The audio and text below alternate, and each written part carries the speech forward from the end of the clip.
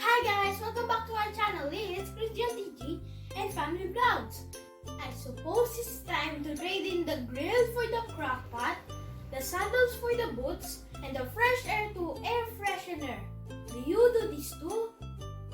For those of you who'd love a nice smelling home, like I do, I hope you enjoy this quick tutorial on how to make gel air freshener. In this video, you'll learn about how to make an air freshener with coarse salt and fabric softener. Are you excited? Let's go! But first, we need some protection.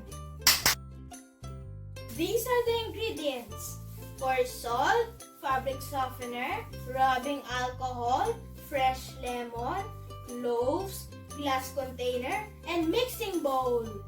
First, we put 1 cup of coarse salt in the mixing bowl.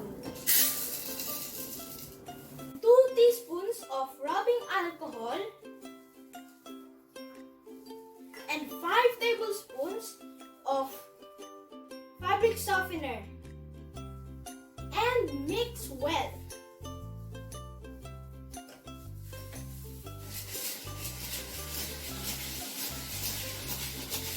We can add some fresh lemon to make more scent of the air freshener.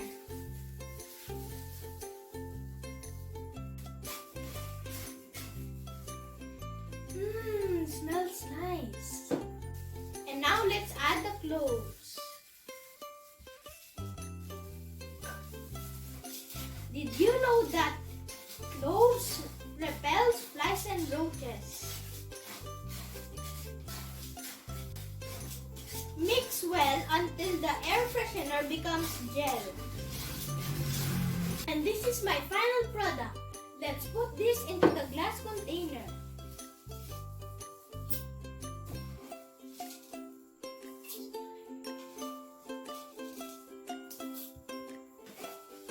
And this is my final product.